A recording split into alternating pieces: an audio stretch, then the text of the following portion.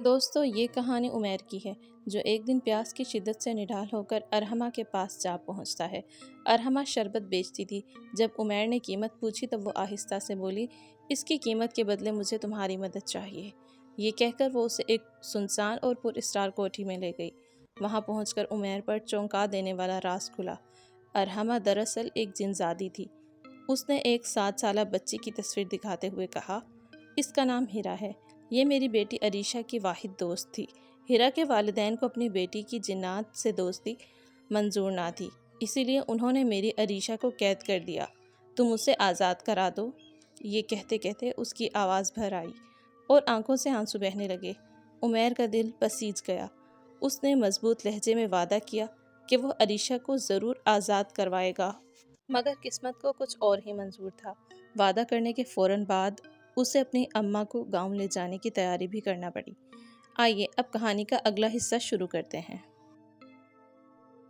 وہ ارحمہ سے ملنے کے لیے اس کی کوٹھی پر گیا تو وہ اسے دیکھ کر بہت خوش ہوئی اور دوڑتے ہوئے اس کے قریب آئی۔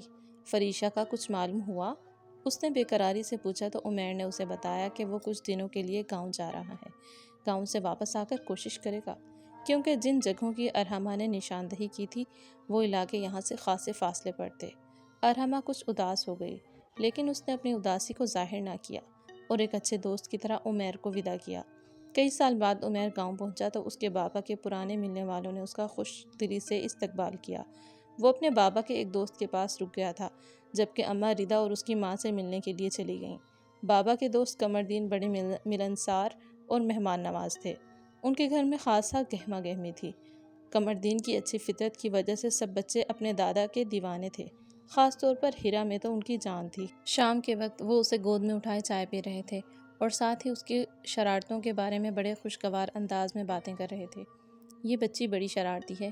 اس کی نیلی آنکھیں اتنی حسین ہیں کہ ایک بار اسے دیکھنے والا ہمیشہ کے لیے اس کا دیوانہ ہو جاتا ہے۔ 2 سال کی تھی۔ عمیر اس کے نام میں الجھ کر رہ گیا تھا۔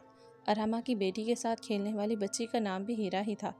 اسے یہی محسوس ہوا کہ یہ بچی اس بچی کی ہم نام ہو سکتی ہے، مگر جلد ہی اس کی یہ غلط فہمی دور ہو گئی۔ قمردین کہنے لگے، ہیرا 3 سال کی تھی کہ ایک جن زادی اس کی دوست بن گئی۔ بڑی مشکل سے اس سے پیچھا چھڑانے میں کامیاب ہوئے ہیں۔ خدا کا شکر ہے کہ ہماری بچی کو کوئی نقصان نہیں پہنچا، ورنہ میں نے سنا ہے کہ جنات کی دوستی انسان کو بیمار کر کے رکھ دیتی ہے۔ عمیر پوری توجہ سے ان کی بات سن رہا تھا۔ نہیں، شاید سارے جنات ایک جیسے نہیں ہوتے۔ اب وہ جن زادی کہاں ہے؟ قمردین نے کہا، اسی حویلی کے پچھلے دروازے کے برابر میں ایک بند بیٹھک ہے، وہاں اسے قید کر کے رکھا ہوا ہے، اسی لیے وہ دروازہ نہیں کھولتے اور نہ ہی کسی بچے کو اس کی طرف جانے کی اجازت ہے۔ تمہیں بتانے کا مقصد بھی یہی ہے کہ اس طرف جانے کا سوچنا بھی مت۔ عمیر کسی طرح معاملے کی تہہ تک پہنچنا چاہتا تھا۔ وہ کہنے لگا، آخر ایک جن زادی کو قید کر کے کیوں رکھا گیا ہے؟ یہ تو سراسر ظلم ہے۔ قمردین نے کہا، اگر اسے چھوڑ دیا جاتا تو ضرور وہ جنات کی مدد لے کر ہماری بچی کی زندگی میں دوبارہ مداخلت کرتی۔ اسے قید کرنا ضروری تھا۔ ہم نے اس کا بڑا مہنگا علاج کروایا ہے۔ اب جن زادی تک اس کی قوم سے کوئی نہیں پہنچ سکتا، نہ تو اسے کسی کی مدد ملے گی اور نہ ہی وہ آزاد ہو سکے گی۔ عمیر کو قمردین کی بات سن کر بہت غصہ آیا۔ واقعی انسان بہت خود غرض ہوتا ہے، اپنے فائدے کے لیے کسی دوسرے کو نقصان پہنچانے سے گریز نہیں کرتا۔ وہ فریشہ کو قید سے نکالنے کے لیے سوچ میں پڑ گیا، جبکہ قمردین نہ جانے کون سا قصہ سنانے میں مگن تھے۔ رات کو اس کے سامنے پرتکلف کھانا پیش کیا گیا تھا، مگر فریشہ کا سوچ کر عمیر کی بھوک اڑی ہوئی تھی۔ اس نے بمشکل خود کو نارمل رکھتے ہوئے تھوڑا سا کھانا کھایا تھا۔ مہمان خانے میں بستر لگایا گیا تو ملازم نے اسے آرام کرنے کا کہہ دیا۔ وہ کمرے میں جانے لگا تو پیچھے سے ننھی ہیرا نے اسے آواز دی، چاچو۔ اس کی خوبصورت آواز پر عمیر نے پلٹ کر اسے دیکھا اور مسکرا کر رہ گیا۔ اس کی آنکھوں میں بے حد معصومیت تھی۔ عمیر کے دیکھنے پر وہ شرما کر بھاگ گئی۔ عمیر بوجھل قدموں کے ساتھ کمرے میں داخل ہوا تو کمرے کی ہر چیز سے نفاست جھلک رہی تھی، مگر اس کا دل بہت اداس تھا۔ ایک طرف ہیرا تھی اور دوسری طرف فریشہ، ایک جن زادی کی بیٹی جسے وہ آزاد کروانا چاہتا تھا۔ انہی سوچوں میں گم وہ نیند کی وادی میں اتر گیا۔ رات کا نہ جانے کون سا پہر تھا۔ اسے شور سا محسوس ہوا۔ اسے ایسا محسوس ہوا جیسے کسی نے اسے جھنجھوڑ کر اٹھا دیا ہو۔ اس کا پورا وجود پسینے میں شرابور تھا۔ شاید بجلی بند تھی، اس لیے ہر طرف اندھیرا چھایا ہوا تھا۔ دور سے کسی بچے کے رونے کی آواز سنائی دے رہی تھی۔ مجھے آزادی چاہیے، مجھے اپنی ماں کے پاس جانا ہے۔ عمیر سمجھ گیا کہ یہ فریشہ کی آواز ہے، مگر اس وقت وہ کوئی رد عمل نہیں دے سکا، بس چپ چاپ بے حد افسوس کے عالم میں اس کی آواز سن رہا تھا۔ کچھ ہی دیر بعد بجلی چلی گئی، بلب روشن ہوئے تو عمیر چپکے سے اپنے بستر سے اترا اور آہستہ قدموں سے چلتا باہر چلا آیا۔ اس کا رخ پچھلے دروازے کے پاس موجود بیٹھک کی جانب تھا۔ وہ وہاں پہنچ تو گیا تھا، مگر اب کچھ بھی سمجھ نہیں آ رہا تھا کہ اسے کیا کرنا چاہیے۔ وہ ایک عام بچی نہ تھی بلکہ جنات کی بچی تھی، جس کی مدد کرنا بھی دشوار تھا۔ وہ روتے ہوئے کچھ کہہ رہی تھی۔ عمیر نے دیوار سے کان لگا کر اس کی بات سننے کی کوشش کی تو اس کے الفاظ واضح طور پر کچھ سمجھ آئے۔ وہ کہہ رہی تھی، مجھے روشنی کی تلاش ہے، ورنہ میں راکھ ہو جاؤں گی۔ عمیر نے اپنے اندر ہمت پیدا کی اور تیز آواز میں کہا، فریشہ، تم فکر مت کرو، بس تھوڑا انتظار کرو، تمہیں روشنی ضرور ملے گی۔ یہ کہہ کر وہ ٹہلنے لگا۔ اسے سخت بے چینی محسوس ہو رہی تھی۔ کیا بات ہے عمیر، سب ٹھیک تو ہے نا؟ فکر مند سے کھڑے قمردین کی آواز پر عمیر اچھل کر رہ گیا تھا۔ اس کو اچانک ڈرتے دیکھ کر قمردین ہنسنے لگا اور بولا، اپنے کمرے کی کھڑکی سے تمہیں ٹہلتے ہوئے دیکھا تو سوچا کہ آ کر پوچھ لیتا ہوں کہ کسی چیز کی ضرورت تو نہیں ہے۔ عمیر نے کہا، نہیں چاچا، ٹھنڈی ہوا میں سانس لینے کا دل چاہ رہا تھا۔ قمردین نے چائے پینے کے لیے کہا تو اس نے منع کر دیا اور جلد ہی کمرے میں آ کر سو گیا۔ عمیر نے اگلے دن گاؤں میں ہی کسی اچھے عامل کو تلاش کیا اور اسے ساری بات بتائی۔ عمران نامی عامل خاصا سمجھدار اور تجربہ کار تھا۔ اس نے عمیر کی پوری بات توجہ سے سنی اور پھر کہنے لگا، یہ ایک مشکل کیس ہے، میں تمہیں ایک دوا دیتا ہوں، اس کی دھنی رات کے وقت دینا ہوگی۔ ایک بات کا خیال رکھنا، اس کا دھواں اس کمرے کی دیوار تک ضرور پہنچنا چاہیے جس میں فریشہ کو رکھا گیا ہے۔ عمیر نے سارا طریقہ بغور سنا اور اس کا شکریہ ادا کر کے واپس آ گیا۔ اماں بار بار فون کر رہی تھیں۔ دن کے وقت وہ ان سے ملنے کے لیے چلا گیا۔ مومانی اور ان کے گھر والے بہت محبت سے ملے۔ کچھ دیر بعد ریدا چائے کی ٹرے ہاتھ میں لیے کمرے میں داخل ہوئی تو عمیر اس کی خوبصورتی دیکھ کر حیران رہ گیا۔ چائے پینے کے بعد اماں نے اسے باہر بلایا اور پوچھنے لگی، تمہارے لیے ریدا کا رشتہ مانگ لوں؟ عمیر نے فوراً کہا، اماں نیکی اور پوچھ پوچھ۔ اماں نے اس کے سر پر ایک ہلکا سا تھپڑ لگایا اور کہنے لگی، بندہ کچھ شرم حیا بھی کر لیتا ہے۔ عمیر نے کہا، اب میں 31 سال کی عمر میں شرم حیا کرتا اچھا لگوں گا کیا؟